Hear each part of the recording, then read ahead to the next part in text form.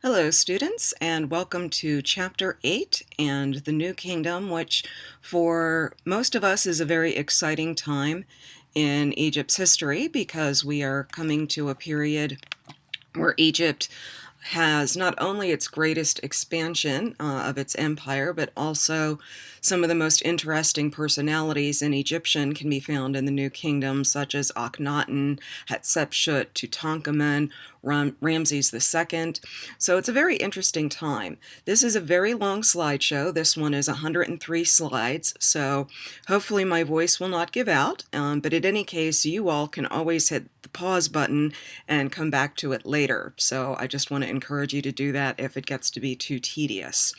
So let's go into the New Kingdom and the prelude, which is the rise of the 17th dynasty, as we saw at the end of chapter 7. So during chapter 7, we saw the rise of the Hyksos in ancient Egypt, and they assumed control in the north of the country. But at the same time, the 17th dynasty was evolving in Thebes, and the Theban kings ruled an area from the Elephantine to Abydos, and in spite of the fact that they didn't have a lot of resources, they still managed to preserve a lot of the culture of the Middle Kingdom. And the earlier rulers of the 17th dynasty did not make an attempt, as far as we can tell historically, to challenge the authority of the Hyksos, and so an uneasy truce existed between the two lineages for some time. And we have evidence from this in a letter, actually, that comes from the Hyksos king Apepi I complaining to his Theban counterpart, Sekenenre-Tao, that he was unable to sleep in avarice because of the roaring hippopotami 500 miles away at Thebes, and suggests that Pharaoh Sekenenre do something about it. And the later members of the Theban dynasty were more militant, and they rose against the Hyksos in a series of battles, which were eventually to force the Hyksos out of Egypt, finally. And what you're looking at in this slide is the mummy of Sekenenre himself, who was killed in one of the battles, and you can see here that there's lots of head wounds from the arrows and the numbers pointing at them. He was discovered in the royal cache at Deir el-Bahri in 1881, and his death was not in vain because one of his sons, Ahmose, finally drove out the Hyksos and founded the 18th dynasty. And there can be little debate or little doubt that the pharaohs of the New Kingdom, who spanned half a millennium, 500 years of Egyptian history, were indeed godlike beings on earth. They created immense works, temples, fortresses, and they have left their stamp on the face of Egypt. And we can actually look at a lot of their faces because the despoiled mummies of the major pharaohs of the period were actually found preserved in two great caches of bodies that were found in the 19th century at Deir el-Bahri and in the tomb of Amenhotep II in the Valley of the Kings. And there we found Tutmosis II, known as the Napoleon of Egypt, and Ramses II, who was the great soldier and builder, and Ramses III, who repulsed the so-called Sea Peoples and left graphic representations of his land and sea battles at Medinet Habu. And just as a point of interest, there's a lot of debate about this, but just as a point of interest, Ramses II is the pharaoh who is thought to have enslaved the Israelites and is thought to have been the pharaoh at the time of Moses. So that's just something to kind of keep in the back of your mind. So now that the Hyksos have been expelled, the kings of Egypt, the princes of Thebes, are now back in power, and the war against the Hyksos had not been without cost. Ahmose lost his father Sekenenre II and his brother Kamose within about 3 years of each other, and that left him heir to the throne at a very young age. And here we have the first really interesting character coming up of the Old Kingdom, Queen Ahotep, and she was a powerful force in the land and might have been his co-regent while he was still very young. And co-regent basically means she reigned alongside of him.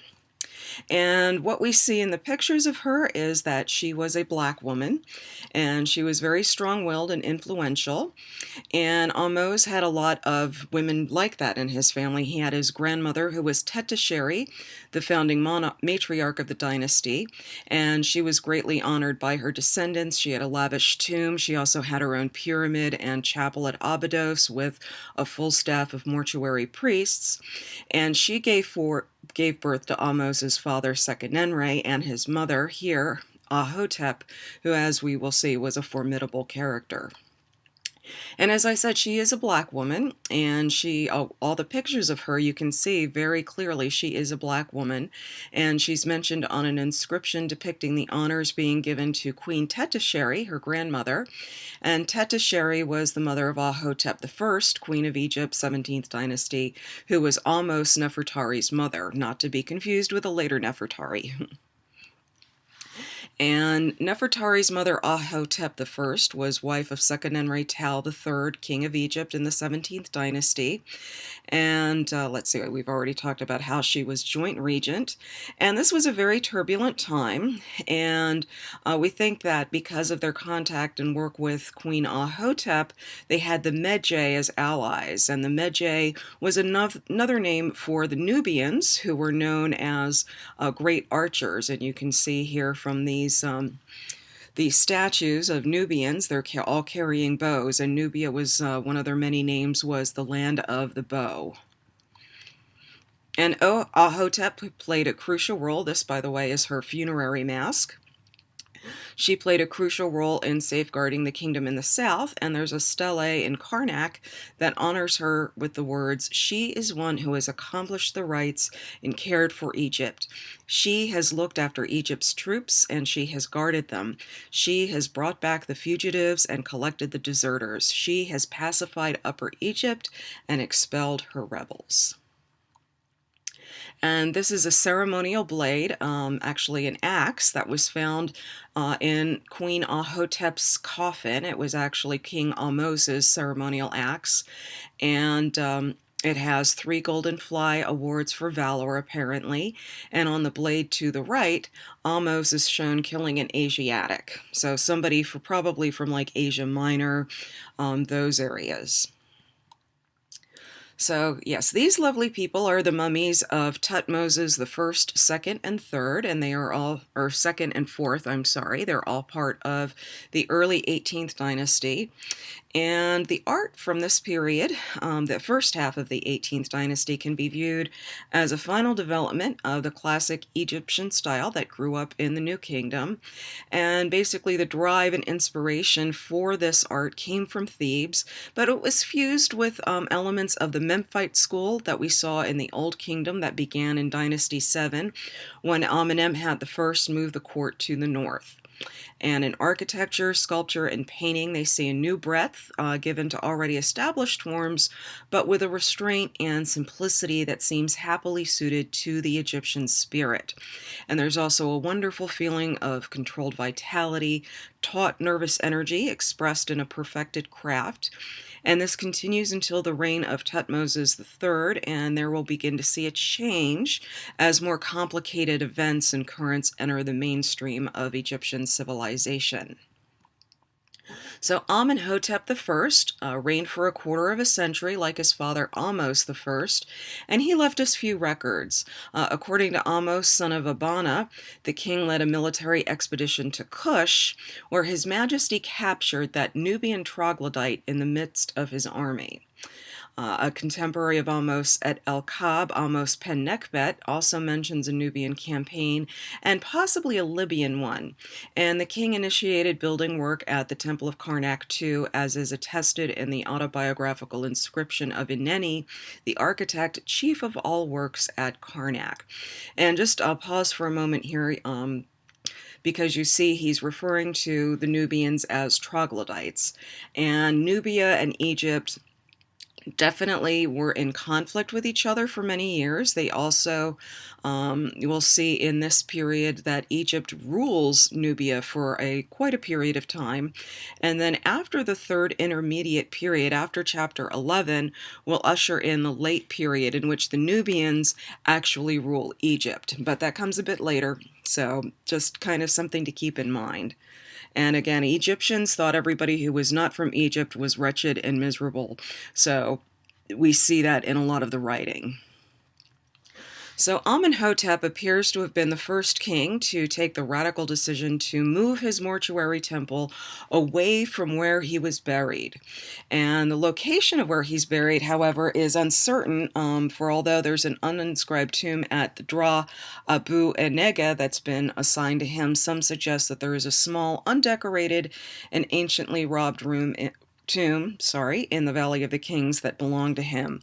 Wherever it happened to have been, the Commission of Inspection in year 16 of Ramses IX reported it to be intact, according to the Abbot Papyrus. And like his father Ahmose, Amenhotep I's mummy was in excellent condition in the 1881 Royal Mummy Cache. And what we've actually found is that a lot of times in ancient times, the priests would move the royal mummies from one place to another for protection. So they might not have been where they were originally buried because tomb robbing was such a problem. So Amenhotep I was succeeded not by his son, but instead by a military man, Thutmoses, already in middle age when he achieved supreme power. And he may have partly legitimized his role by acting as co-regent, again, ruling alongside of Amenhotep in the last year of the old king's reign. But his main claim to the throne was through his wife, the Princess Ahmose, and she was the daughter of Ahmose I and Queen Ahmose Nefertari. And since ancient Egypt was a matrilineal society, he had married into the royal bloodline. So that's his connection. And here's where we start to see another interesting personality popping up. Whoops, go back. So Thutmoses had a short reign of only about 6 years, and he led a number of brilliant military campaigns that set the seal on the rest of the 18th dynasty. And presumably some starter preparations had been made in the last year of Amenhotep I's reign for Thutmoses to have been able to have these military movements go so smoothly and so well. And Ahmose, son of Ibana, was still on active service during this period, and he wrote about how he was promoted to admiral and was highly successful in the Nubian campaign and returned therefrom, here we go again, that wretched Nubian troglodyte being hanged downward at the prow of the barge of His Majesty. Sounds awful. But anyway, this Ahmose, son of Ibana, wrote quite a lot, so we know a lot of things about this period of history because of him. And under Thutmoses, the grip of the priests of Amun at Karnak began to take hold. And this is going to be very important, how important and how wealthy the priests of Amun become, because essentially what begins to happen is people are making donations and sacrifices of gold. So keep that in the back of your mind. That's going to be important later on in the 18th dynasty. So the king extensively remodeled and restored the great temple at Karnak to the chief of the gods under his architect Ineni. And on his great Abydos stele, Thutmoses records not only his vast building work, but also the fact that I made the boundaries of Egypt as far as that which the sun encircles. I made Egypt the superior of every land. And Thutmoses I died in about 1518 BC. And so here's where things get complicated in terms of his successor. And this is why, Egyptian kings always marry lots of women in order to have lots of successors. But sometimes it doesn't quite work out. So his two elder sons, Wajmose and Amenmose, died before their father did. So the youngest son became heir, and he was also called Thutmoses, and he was the son of a minor royal wife, Mutnefert. And in order to strengthen the youngster's position, he was then married to his half-sister Hatshepsut, the elder daughter of King Thutmoses and Queen Ahmose. And they reigned together as co-regents for about 14 years, and then he died in his early 30s. And here's where things get interesting. So Tutmosis II had one son, likewise Tutmosis III, by a girl named Isis, who was just a harem girl. She wasn't even like a consort queen sort of thing. And he might have also had a daughter, Neferure, by Hatshepsut. And the king might have realized the fact that Hatshepsut was very ambitious, and he might have tried to curtail this by declaring his son his successor before he died. But in any event, Tutmosis III was still a young child when he came to the throne, and so his stepmother and aunt Hatshepsut initially acted as regent for the young king. So are you following all this? So here we have some hieroglyphs that show Tutmosis on the left, Tutmosis III on the left, and Hatshepsut on the right. And this should be read from left to right. So Hatshepsut actually has the greater role here in Egyptian art. And Ineni wrote in his autobiography, his son stood in his place as the king of the two lands, having become ruler upon the throne of the one who begat him. His sister, the divine consort, Hatshepsut, settled the affairs of the two lands by reason of her plans. Egypt was made to labor with head bowed for her, the excellent seed of the god which came forth from him. And Ineni remained in the queen's favor, and he writes, Her Majesty praised me, she loved me, she recognized my worth at court, she presented me with things, she magnified me, I increased beyond everything. So one of the things that Hatshepsut did was she was not a dumb woman, and she, raised people up as needed to be. And by the regnal year, the second year of Tutmosis III, she put together a propaganda machine using art. You might call it a propaganda machine. I think she was just a very brilliant woman, and basically took over, some say usurped, her stepson's position. So she effectively becomes pharaoh. So another strong personality of the 18th dynasty.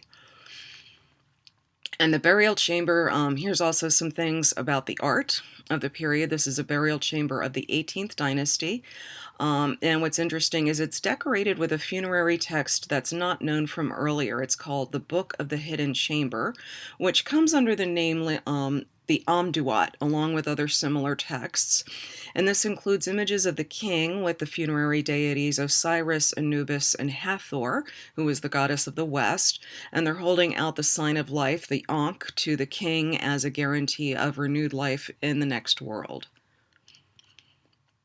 And in the tombs of Tutmosis III and Amenhotep II, what you can see here are what kind of look like Egyptian stick figures. Very interesting. They're texts that are written in red or black paint in cursive hieroglyphs.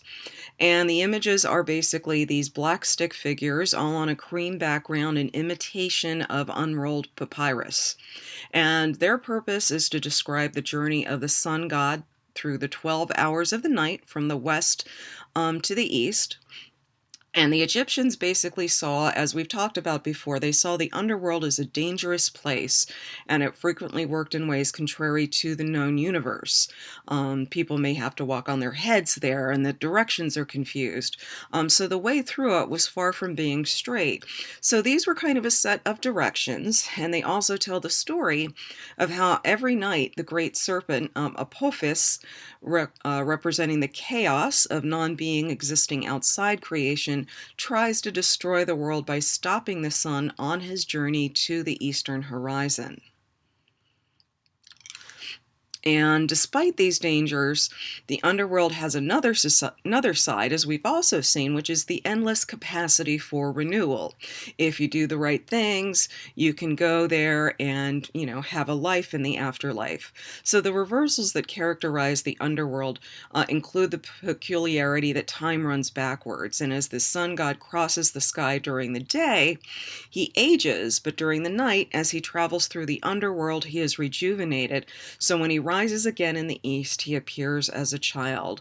And this model of cyclical renewal is what the king himself hoped to draw upon by merging with the sun god on this journey. So the royal tomb is basically a microcosm, or a small representation of the macrocosm, the underworld, the great underworld through which the sun passed from sunset to triumphant birth at sunrise.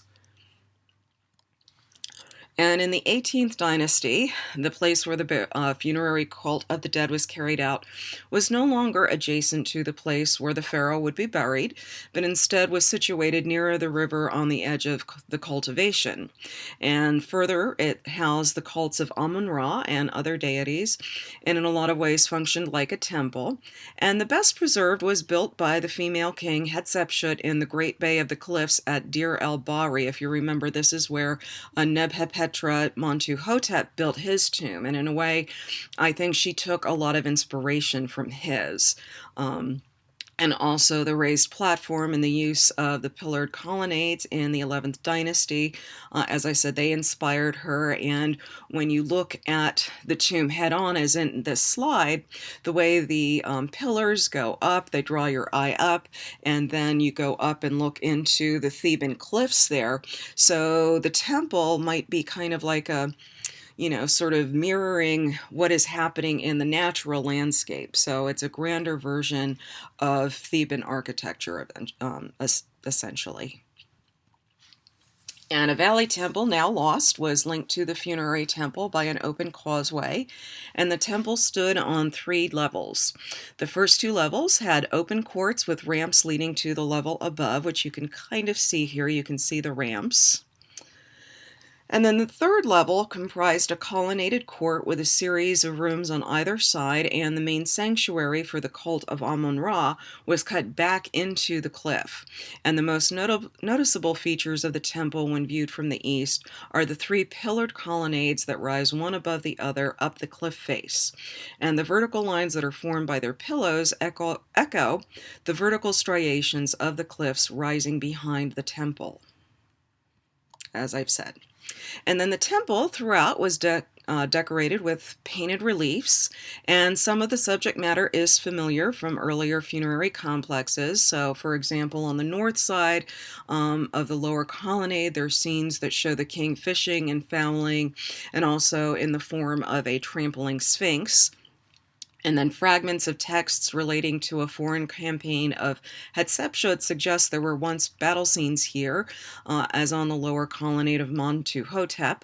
And other scenes are peculiar to Hatshepsut, like those that show the transport of obelisks by river and their subsequent presentation to Amun by the king. And then the south side of the middle colonnade records an expedition that Hatshepsut led to the land of Punt, where they would get things like livestock, giraffes, panthers, leopard skins, and especially incense. This is where the trees grew that contained the essences, the resins, and so forth that they would use in their incense for use in temple ritual. And Punt, which we know from as early as the Old Kingdom, was both a semi-mythical and an actual place. We do not know the exact location of it. It was probably located, we think, somewhere in modern-day Eritrea or the southern coast of Sudan. And what you see in this slide here is myrrh trees that were dug up and actually brought to Egypt to grow myrrh. And the scenes definitely record an actual event, but they also show the ongoing theme of Egyptian domination over foreigners and their resources. So in this scene, the Egyptian soldiers are arriving in Punt. And the reliefs depict the inhabitants of Punt submitting to the demands of the Egyptians. The ruler of Punt is made to greet the visiting Egyptians with his arms raised in the gesture of adoration that the Egyptians used to worship their gods. Imagine that. And then they kind of, in their art, what you're seeing in this slide is they're making fun of the royal queen. She's shown here as having a very large booty, and they're making fun of the opposite, basically making fun of her by making her the opposite of Egyptian female beauty, where we see, the beautiful, slender Egyptian queen. That's how she's always shown. So probably they're trying to show that, these are foreigners. They're not like us. They're not as beautiful as us. And the products of the foreign land are brought to Egypt and then presented to Amun-Ra and put to use in service of the Egyptian gods. And the opposite side of the colonnade is decorated with two series of scenes that are part of Hatshepsut, again, legitimizing her rule. So she's trying to claim that her father, Thutmose I, actually chose her as his successor during his lifetime, and what he's doing in these images is introducing her to both the court and to the deities of Upper and Lower Egypt as his heir, and also crowning her as king. And these events are in the upper register, which means the higher part of the colonnade. And then below them, and this is something that we would have seen on for any Egyptian king, so Hatshepsut is basically adopting the same imagery for herself. So here we have the divine birth of Hatshepsut and her royal ka, and Amun-Ra is visiting the king's principal wife, Ahmose, disguised as Thutmose I, and so as a result, Hatshepsut is conceived and born. So according to this myth, Hatshepsut, by being the offspring of the gods, was destined to rule Egypt from the time of her conception. And this is an idea that applied to all kings. But Hatshepsut, explicitly shows it in a series of reliefs so that she can cement her rule, essentially.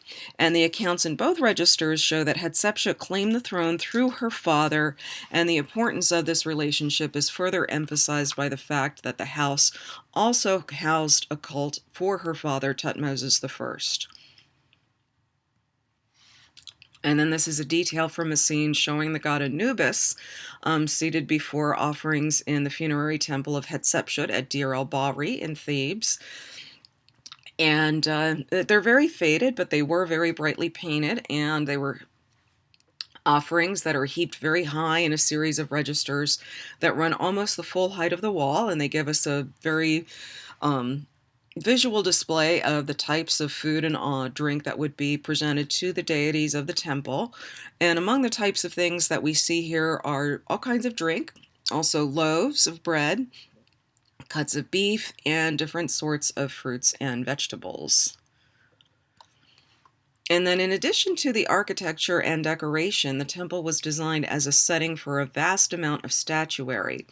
And as well as architectural sculpture, niches throughout the building were meant to contain statues of the king or deities, and many statues and statue fragments have been recovered from the temple area. So 10 more mummiform statues stood in shallow niches cut into the western wall of the upper court, and these alternated with deeper niches that probably held seated statues of the king, because the decorated walls show figures of Hatshepsut seated in front of offerings.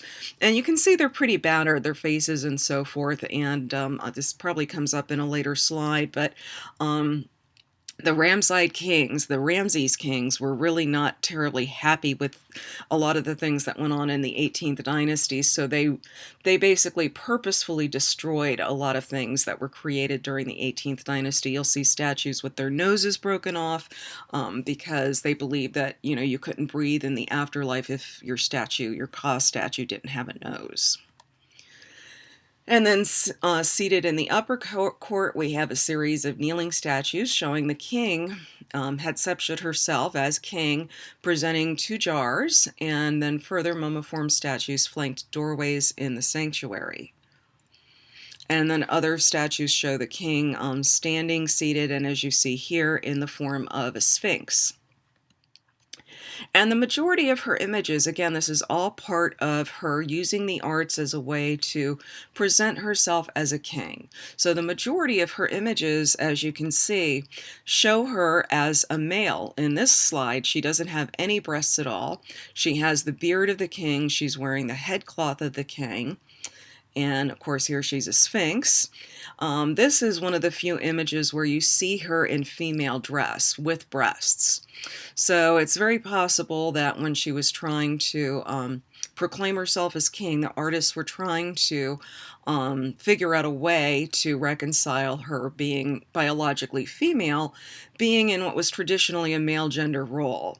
And the result may have been felt to be unsatisfactory because for most of her reign, she was represented by the conventional image of a male king, as we've seen. And by contrast, her scribes frequently replaced the masculine grammatical gender of traditional royal texts with feminine forms. So, possibly a confusing time for the Egyptians who were used to all male leaders. And she was very successful in her reign. Egypt prospered and was peaceful. But after her reign, she disappears from our sources, and Thutmose becomes the sole ruler. And her claim to the throne had not led to the removal of Thutmose as king, and throughout her reign, he was present as co-regent, and his figure does appear as part of the original decoration of her funerary temple and other monuments. But later in his long reign, he reigned for 54 years, he basically obliterated her memory by removing her name and her figures from her monuments, or else scratched out her name and put his own, or those of her kings, in place of hers. And so you can kind of see in this slide where the scratched out areas are. And for a long time, scholars thought that this was because he was really angry that she had usurped his position.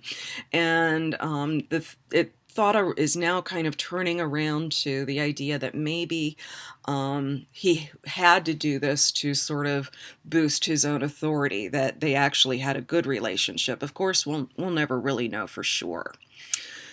But the cult of Hatshepsut, in any case, in her funerary temple was abolished, but the temple itself was still a cult center of Amun-Ra and also of Hathor. Here you see someone working on cleaning or repairing a statue of Hathor on a column.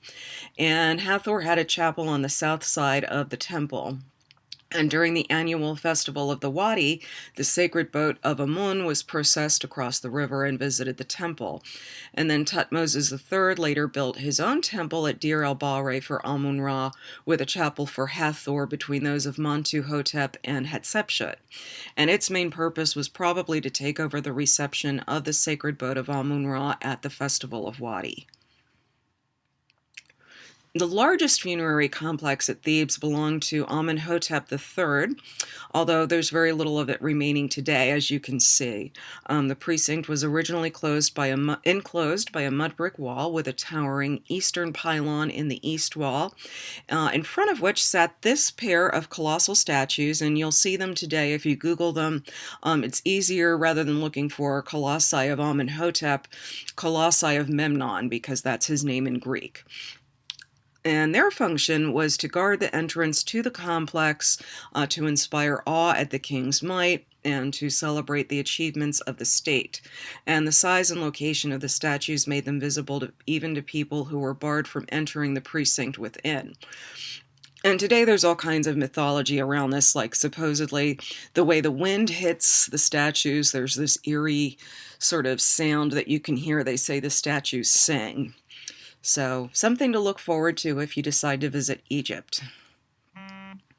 And engaged figures of the king's mother, Mutemuia, and his principal wife, Tai, stood by the king's lower legs. There you can see in this slide how the women, they're generally presented as small, much smaller than the king.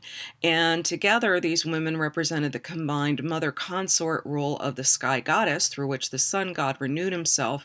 So their presence symbolized the king's perpetual renewal through self-regeneration.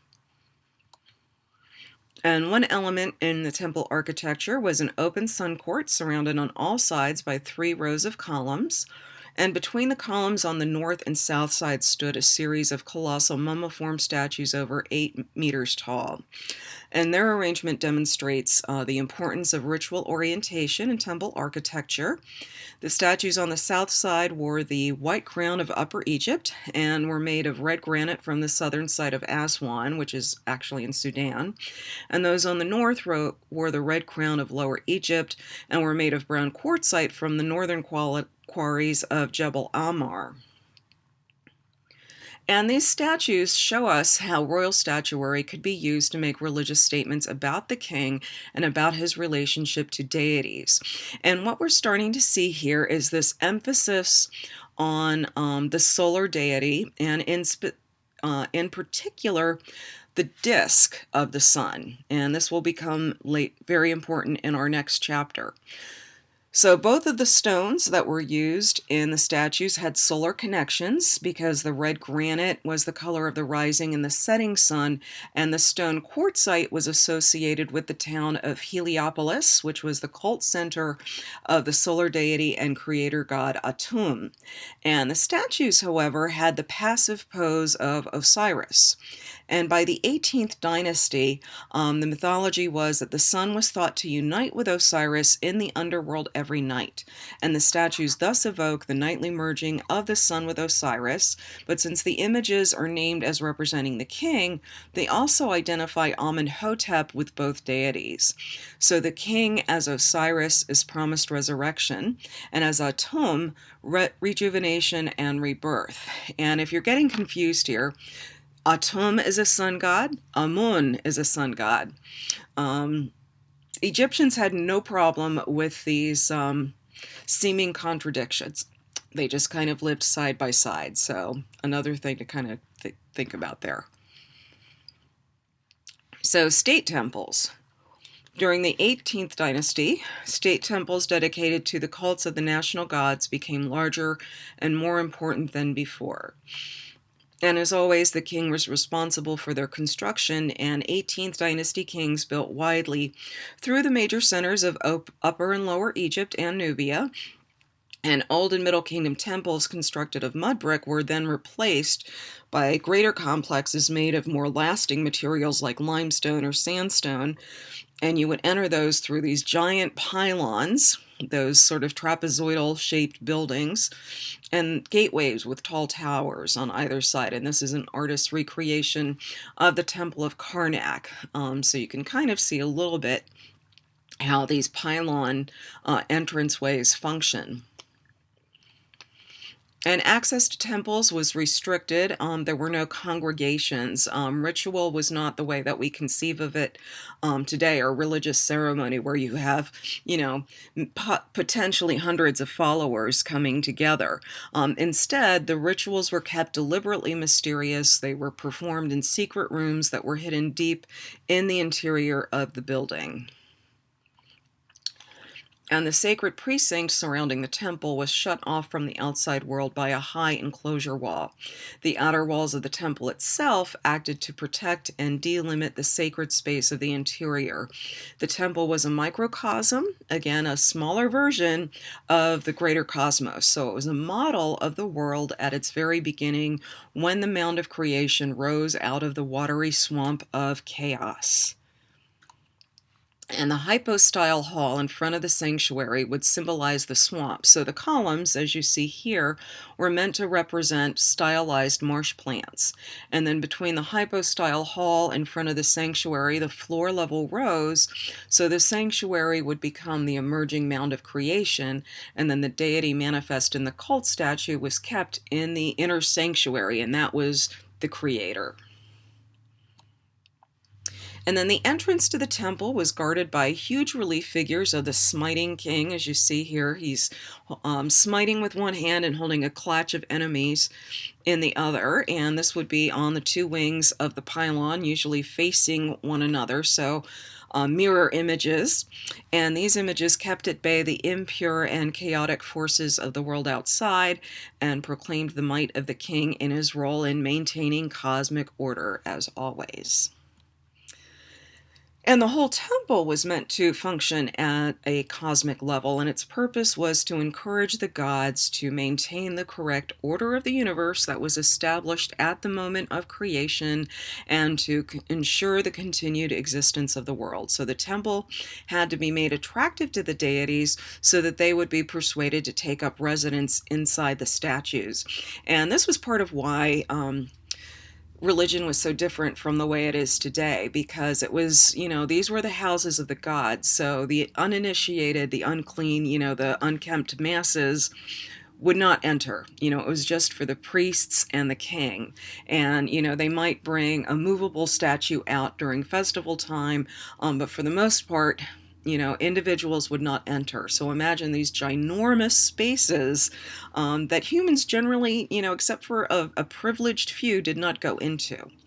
So in temple decoration, the main performer of the temple cult was meant to be the king. But really, he was busy being king. So the daily enactment of ritual itself was performed by priests.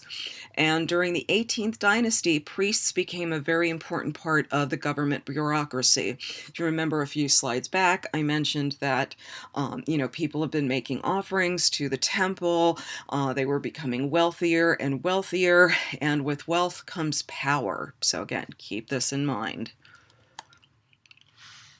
And women at this time rarely seem to have performed temple ritual, with the exception of the title God's Wife of Amun at Thebes, which was an office held by royal women, and these women would take part in the rituals in the Temple of Amun at Karnak, and they represented the female principle of the universe that stimulated the creator god to endlessly reenact creation.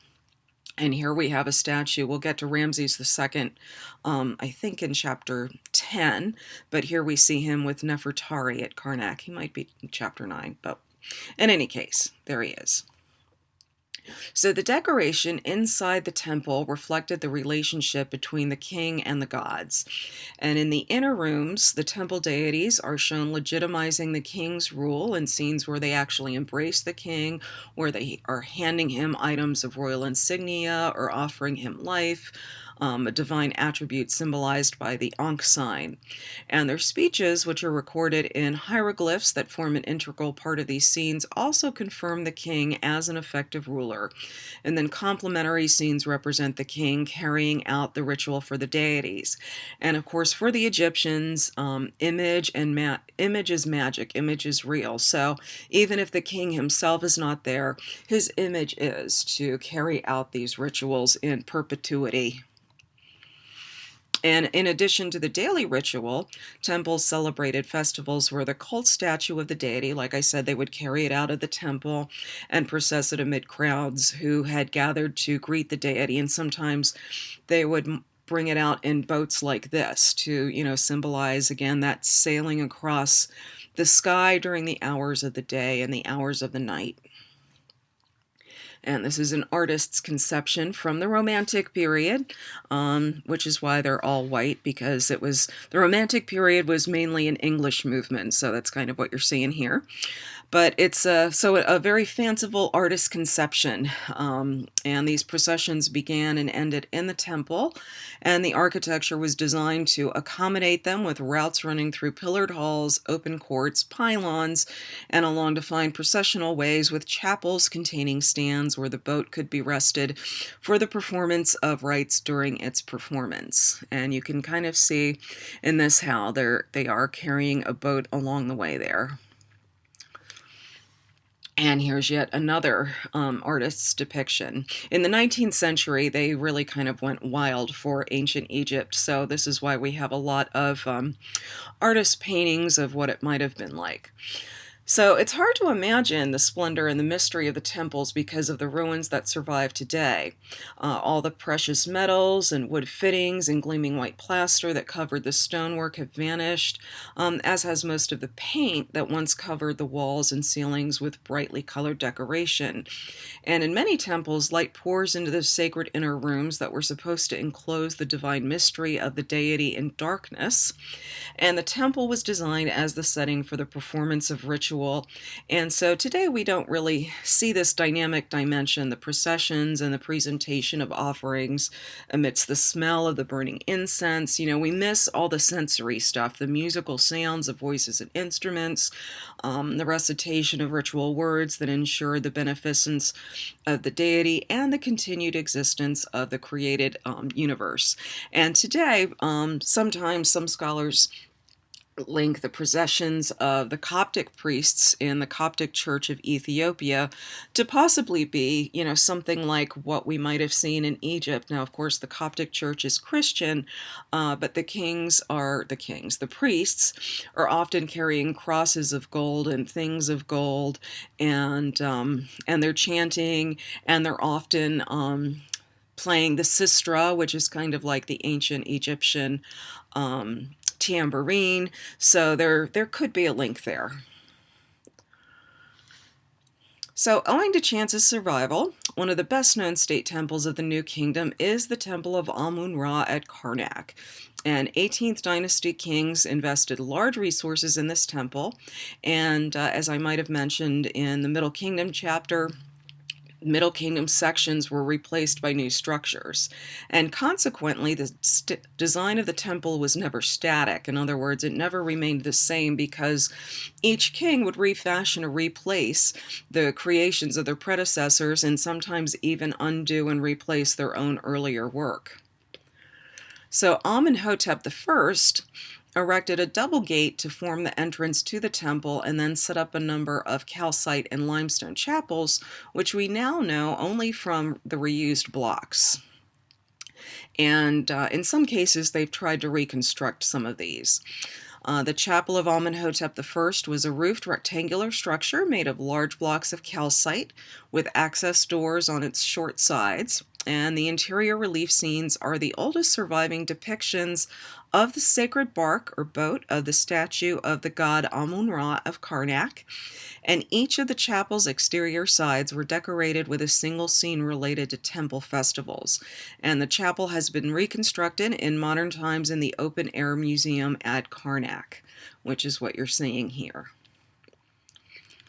And then Amenhotep's successor, Thutmose I, this is an artist's conception, replaced Amenhotep's gate with the fourth pylon, behind which he built a columned wall with papyrus columns covered in gold leaf and a series of mummiform statues standing against the walls. And then on the other side of the hall, he erected the fifth pylon. So here you see the fourth and the fifth that opened onto a court in front of the Middle Kingdom sanctuary. And before the fourth pylon at the entrance to the whole complex, he set up two soaring red granite obelisks, which you can see here, with the tops of their shafts cut into pyramidions, which, like mini pyramids, and sheathed in precious metal in order to reflect the rays of the sun. So try to imagine, as you're looking at these ruins, what this might have looked like and how awesome that must have been. And Thutmose II also embellished the temple entrance by building a limestone court in front of the fourth pylon. And then Hatshepsut made further changes when she then erected two obelisks in her father's columned wall and built a shrine for the sacred boat of Amun-Ra in the court behind the fifth pylon, along with a series of surrounding rooms that pushed up against the facade of the Middle Kingdom temples. And then the first evidence of the annual Opet festival, where the statues of Amun-Ra and his consort Mut were processed from Karnak south to Luxor and back, comes from reliefs that were created in the reign of Hatshepsut. And Hatshepsut built a pylon, now the eighth pylon, to the south of the temple at right angles to the main east-west axis, through which processions could travel to the Temple of Mut and on to the Temple of Luxor. And along the processional way were shrines where the divine boats could be set down while they performed rituals. And the shrine for the sacred boat in the main temple was built from bricks of red quartzite on the base of black granite. And it was replaced by another shrine late in the sole reign of Thutmose III, and many of its blocks were eventually used by Amenhotep in his third pylon. So, archaeologists have recovered these now and put them on display in the open-air museum at Karnak, which you can see here. And as in her funerary temple, some of the decoration of Hatshepsut's boat shrine underpins the legitimacy of her reign. And texts again recount her appointment to the kingship by her father and her subsequent coronation. And a series of scenes show her being crowned by Amun-Ra and various goddesses, who also address appropriate speeches to the king. And other scenes show the celebration of the Opet festival, showing the sacred boat being carried in procession. And also shown are standard scenes of the type that are found decorating the inner parts of the temple. And the figure of Tutmosis appears in the decoration of the shrine as the co-regent of Hatshepsut, as shown here. And several times the two kings are side by side, with Hatshepsut in the senior forward position. And then later, in the reign of Thutmose III, when he was ruling by himself, much of Hatshepsut's work at Karnak was undone, as I've mentioned, as in her funerary temple. Not only was her boat shrine replaced, but the lower parts of her obelisks were actually walled up and hidden by masonry. And everywhere else, her figure and her name were erased, or her name was replaced by Thutmose's, or sometimes even that of her father. And in addition to this campaign to obliterate Hatshepsut's memory, Thutmose continued to alter and expand the temple. He divided the court between the fifth pylon and the boat shrine by another pylon, the sixth. He increased the number of columns in Thutmose I's hall, and he added 2 obelisks at the main entrance of the temple in front of the 4th pylon. And then to the south of the temple, he built a 7th pylon between the temple and Hatshepsut's 8th pylon. Are you following all this? And then erected a pair of obelisks on its south side. And in this slide, you can basically see where her face has just been literally chiseled out. And as I mentioned earlier, some people think that this was a hostile act, whereas others think he's just trying to, her reign had been so successful, he's trying to assert himself. So during the long, prosperous reign of Amenhotep III, even more stress than before was laid on the solar aspects in the cults of national deities, a change that was expressed architecturally by the inclusion of large sun courts in many temple complexes. And surrounded by 1 or 2 more rows of columns, these lay open to the sun so that its visible disk acted as its own cult image as it crossed the sky. And the purpose of the solar cult was to ensure the daily renewal of the sun cycle on which the existence and well-being of the world depended. Once again, this is all about, that ancient Egyptian principle, from none to Ma'at, from chaos to order. And Amenhotep III, like all kings, was the sun and the living manifestation of the sun god on earth. And in the last part of his reign, we see use of names like the dazzling sun disk of all lands to show his identification with the sun god explicitly. And this emphasis on the divine aspect of the king is manifest in the cult of a divinized form of the king established at the temple of Soleb in Upper Nubia above, and also in the temple Amenhotep built at Luxor for the celebration of the cult of the royal Ka.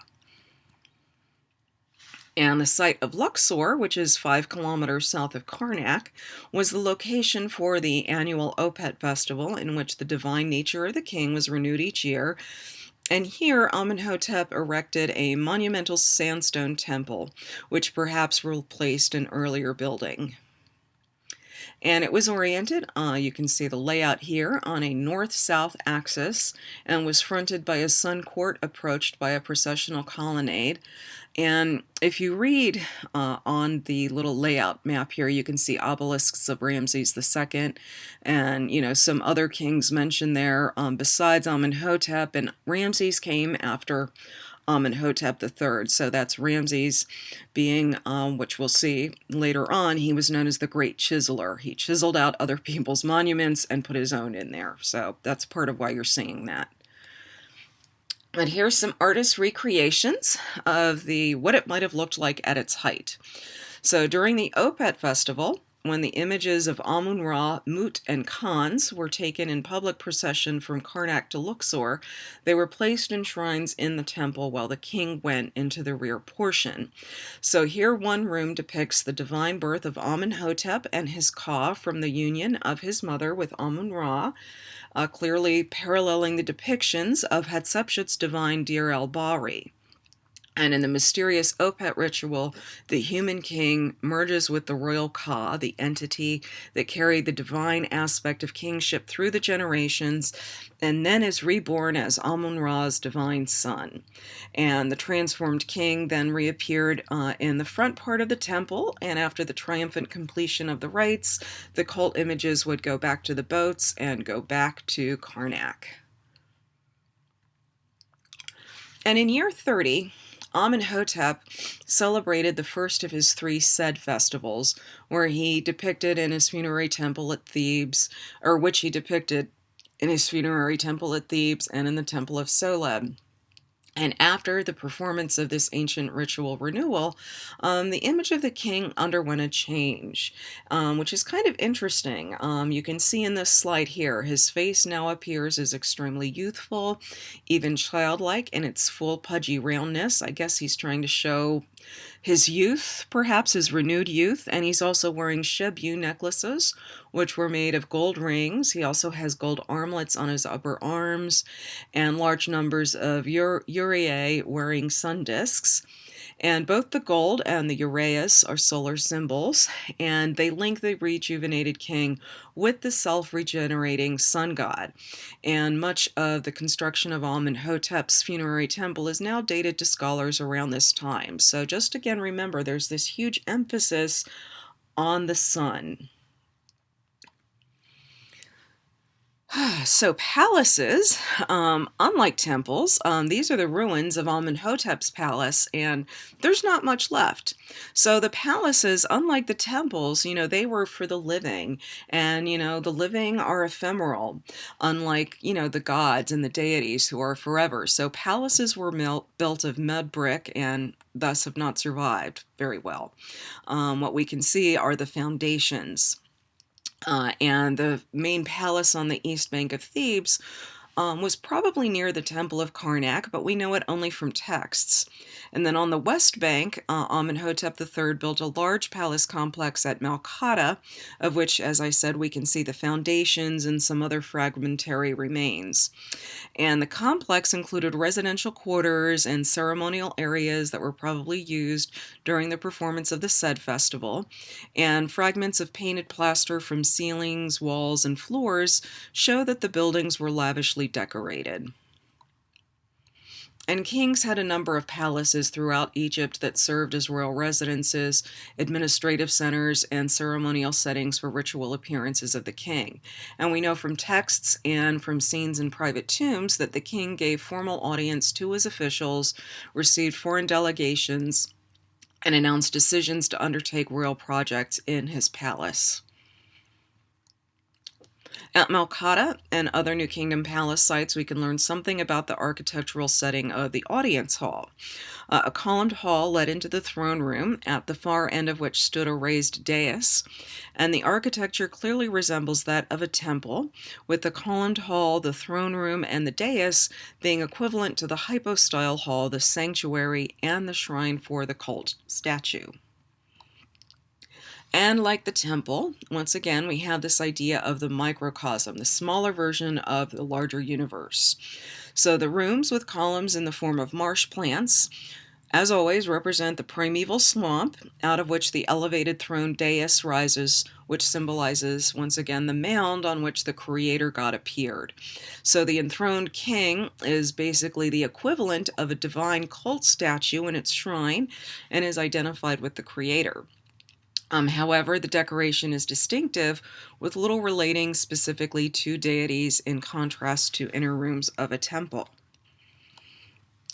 And instead, as you can see here, the floors were painted with pools full of lotuses, fish, and ducks, around which a variety of plants grow, and among the plants, animals leap and play while there are birds flying overhead.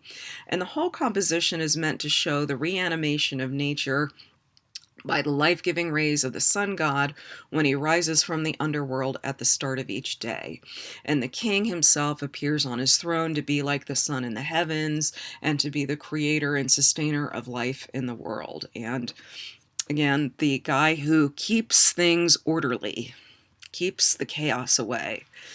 So throughout the scene, he's also Throughout the palace, we see scenes where he's triumphant over foreigners. Here he's a sphinx trampling foreigners under his feet.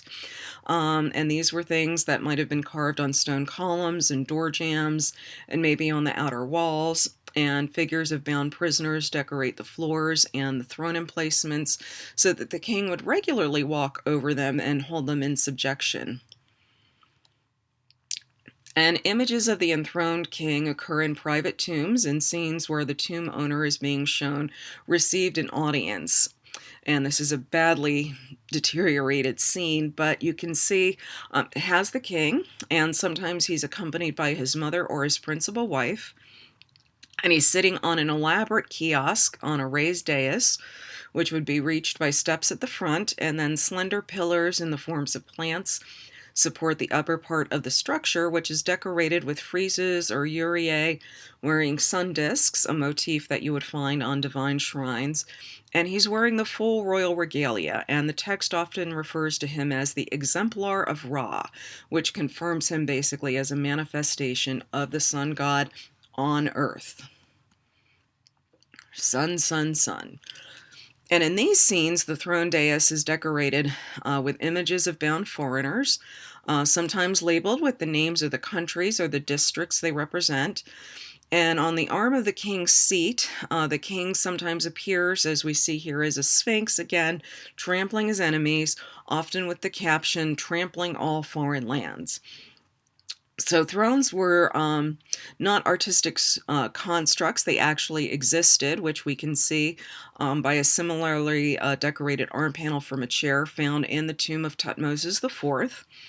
And in the palace, the enthroned king was undoubtedly regarded as a living manifestation of the sun god, and like the deities in their temples, faced out of his abode towards humanity and specifically towards those who were privileged to enter and approach the king.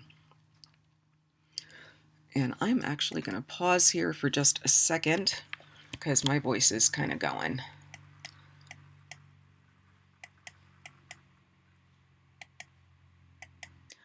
Okay, we are back, I believe. Yes, we are back. Now let me just find my slideshow and we will continue. All right, so sorry about that, guys. All right, so now we're going to look at some non-royal tomb chapels. So at the beginning of the 18th dynasty, private burials at Thebes continued to be made in the 17th dynasty cemetery on the plain near the modern village of Dra Abu al-Naga. And some tombs had mud brick superstructures consisting of an open court with a small chapel containing a pedestal for offerings in front of a funerary stela. And during the joint reign of Hatshepsut and Thutmose III, it became custom for high officials to construct rut-cut tomb chapels in the cliffs with burial shafts for themselves and family dependents beneath the chapel. And the chapel usually took the form resembling an inverted T with a narrow traverse room entered from an open court leading into a long narrow room, at the end of which a niche was cut in the wall to house the statue or statues forming the focal point of the offering ritual. And some statues were carved from the rock and remain attached to the wall, and others were freestanding, and now we find them in museums throughout the world. They were actually taken right out of their context, and often without any record of their provenance, which is a bad thing in art history, actually. And burials with tomb chapels are also found at other sites, including El Kab, some 80 kilometers south of Thebes, but the Theban necropolis is the best known and the largest. So the decoration of tomb chapels included a lot of scenes that we would have seen already in Old and Middle Kingdom tombs. The deceased seated in front of offerings, the offering bringers, the funeral procession and burial rites, the scenes of everyday life, the deceased hunting, fishing, and fowling. And this scene actually shows the manufacture of jewelry from beads and other precious objects from gold and silver. And what you're seeing are three men using bow drills to pierce stone beads that are then strung into necklaces or bracelets or made into the very famous multi-road broad collars. And the function of these decorations, which were to help the deceased pass safely into the next life, and also to provide for his needs there, are basically unchanged from previous times. There's some new scenes being introduced, so for the first time, we actually see deities in the tombs of commoners. So most often we will see Osiris and Anubis because of their funerary connections, and the function of these scenes was, as it would be with royalty, to assist the deceased with whatever he needs in the afterlife and the dangerous transition in the afterlife. And once a year at Thebes, during the festival of the Wadi, the living would cross from the east bank over to the west to visit the tombs of their deceased relatives and then to eat a commemorative meal there, kind of like the Mexican Festival of the Dead, or Day of the Dead. So the meal we see in the tomb chapels, very elaborate banquet scenes, and they might also represent the meal that's being eaten at the tomb during the actual funeral. And these meals were times when the living and the dead could commune, and the deceased are depicted as actually being there. And a lot of the imagery relates to Hathor, who, in her role as the goddess of the West, helped the dead make the transition to the next world. And music and dance were particularly sacred to Hathor, so we see lots of images of musicians and dancers and nude female performers. And the nude female performers resemble the fertility figurines that we've seen and might have had the same function to stimulate the rebirth of the deceased. The rites of Hathor were pretty wild. She was also associated with drunkenness, and that also can break down barriers between the living and the dead. So wine jars and servants pouring drinks for them, we see a lot in the scenes, and some even show guests vomiting. So lovely, right? Anyway, her events were, lots of fun. So for the first time, images of the king also become common in private tomb chapels of high officials, mostly in kiosk scenes showing the enthroned king giving audience to the deceased.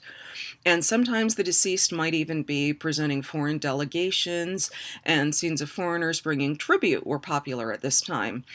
And most frequently, they depict processions of Nubians and Syrians. They represent Egypt's southern and northern enemies, bearing the produce of their countries and making submission.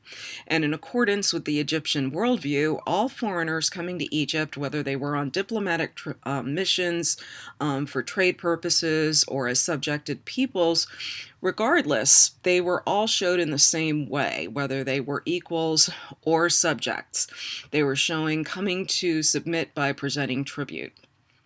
Again, Egypt's way of saying, we are the best. And the decoration in the majority of rock-cut tombs is merely painted rather than being carved in relief before painting, because often the quality of the limestone was actually too poor to allow relief cutting. So the walls were covered with a layer of plastered mud, and after that was dry, the decoration would be sketched out in red and painted. And in the first part of the 18th dynasty, the use of squared grids on which the sketches for scenes were laid out was widespread.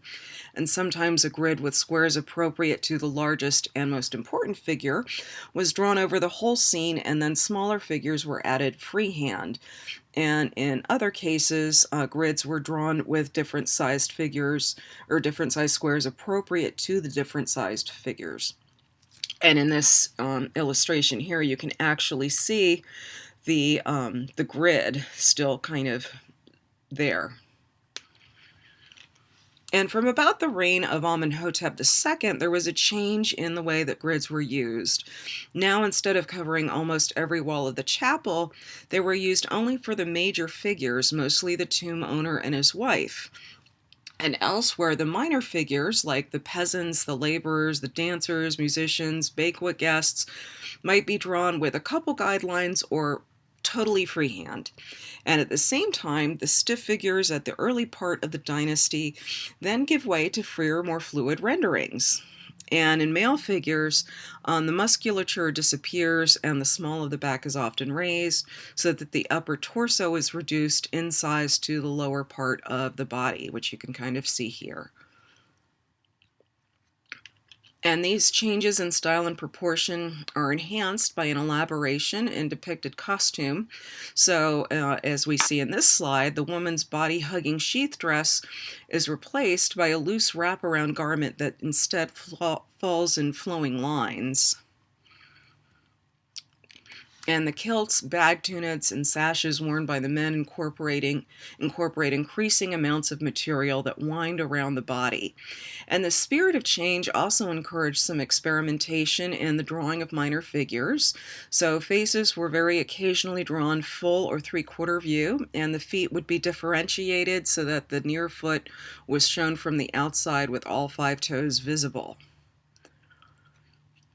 Now we'll look at some stelae. So, like tomb chapels, funerary stelae were normally owned by men and showed the deceased, often accompanied by his wife or mother, seated before a table of offerings with a family member standing to perform the offering ritual. And a version of the offering formula was usually written out in lines of horizontal texts below the scene, which you can kind of see here with scenes above and below the text. And during the 18th dynasty, it became increasingly common to include above the offering scene a register showing the deceased adoring one of several funerary deities, and the relative position of the two scenes was governed by rules of precedence. Since on stelae registers decrease in importance from top to bottom, and in the hierarchy of being, deities are more important than humans, so they're on top, whether living or deceased, and then scenes with deities placed above scenes that contain only humans. And the elite could dedicate votive stelae in temples, and their function, like that of the statues, was to associate the donor with the deity and the ritual performed in the temple in perpetuity. Such stelae depicted the donor adoring the deity, and the more important figure of the god was usually given the dominant right-facing orientation, while the lower status human figure faced left towards the god. And the distinction between divine and royal figures on the one hand and non-royal figures on the other was also marked by the devices used at the top of the scene. So here we have the top of a stele, and on stelae in general, scenes containing figures of deities, the king, and members of the royal family were placed under the royal winged sun disk, whose wings spread over the whole scene, whereas those with non-royal figures were most often topped by wedgette eyes. And on stelae, where divine and human figures appeared together, figures of deities were frequently placed under a sun disk with a single wing stretched over the divine side of the scene, which you can see here. And the asymmetrical form of the sun disk was balanced by a single wedgette eye over the non-royal side.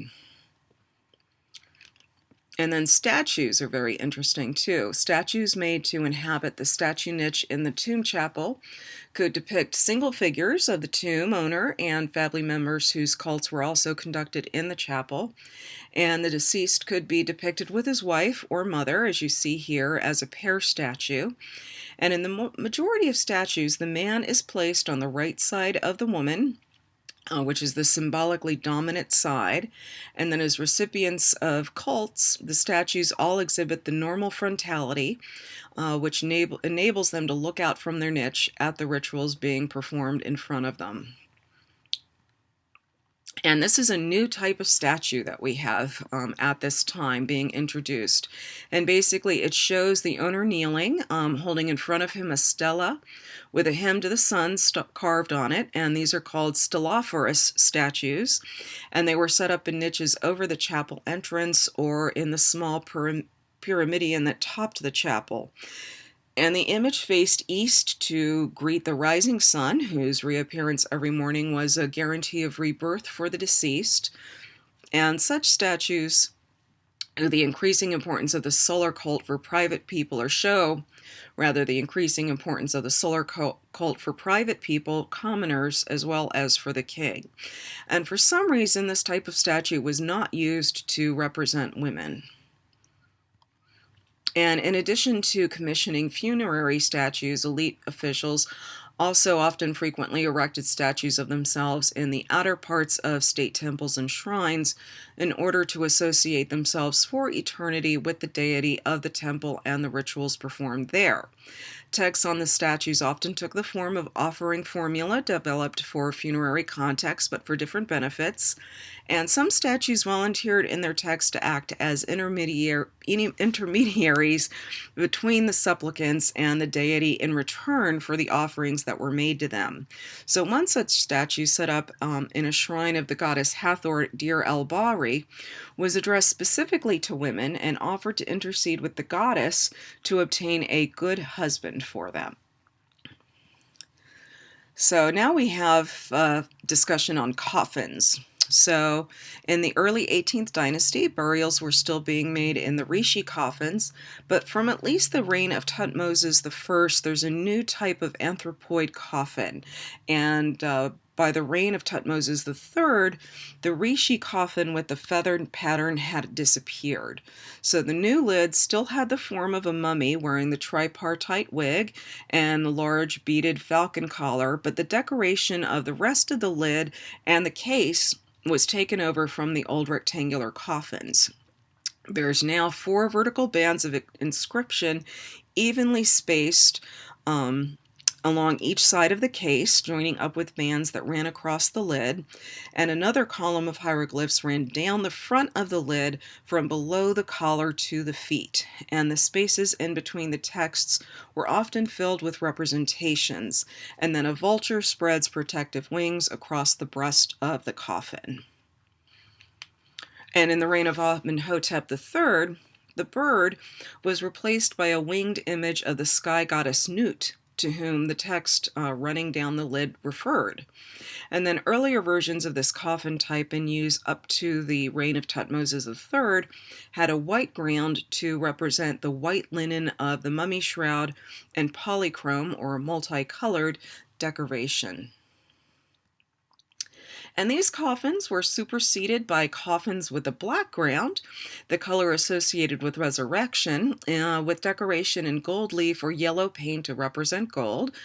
Gold both formed the flesh of the gods, and it was also a color with a close association to the sun god. And the wealthy might have up to 3 anthropoid coffins rested inside each other, together with an outer coffin in the shape of a shrine. However, most people could only afford to have one coffin. And the Middle Kingdom tradition of placing the funerary head over the wrapped mummy continued. This is the mask of Sat Jehudi, which dates to the early 18th dynasty. And linen from Sat Jehudi's tomb bears inscriptions naming Ahmose Nefertari, the principal wife of King Ahmose. So it makes it likely that Sat Jehudi was actually in service to Ahotep, and the superb manufacture of the mask itself and the extensive gilding shows that this owner had high status, and maybe it was even produced in a royal workshop. It's really gorgeous, as you can see. And it also uses the same white ground as coffins of the period. You can see that at the bottom.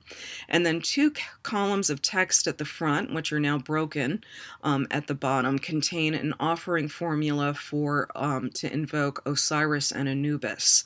And the gilding of the face, also found on other high-quality funerary masks, links the deceased to the perpetual cycle of the sun, and because gold never corrodes, carries a promise that the body of the deceased will not putrefy and decay. So, we've come now finally to our conclusion of the 18th dynasty. So the first part, or at least the first part of the 18th dynasty.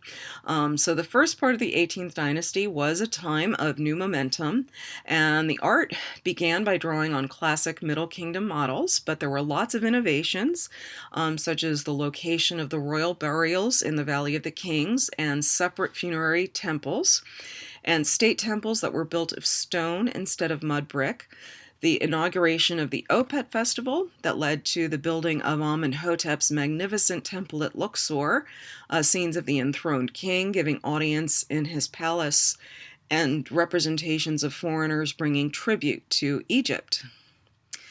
And so it was at this time, as I mentioned way back at the beginning, that we now have an empire for Egypt. And this made the country wealthier than it had ever been before. So a lot of people see this as the great heights of ancient Egypt. And after the peace treaty of Tutmosis IV with the Mitanni, the expansionist policies of earlier kings were replaced by an era of peace under Amenhotep III. And with less opportunity to play the role of a military king, instead, Amenhotep implemented a large-scale religious program that systematically worked to solarize, make into sun cults, basically, solarize existing cults, and stress the divine aspect of the kingship with the king as the earthly manifestation of the sun god. This emphasis on divine kingship and the solar cult, which included a new prominence given to the sun disk Aten as a deity, we will see in the next chapter this leads to radical religious forms with Amenhotep's son. So that is something very interesting and also exciting because the art changes as well. So we will come to that in chapter 9.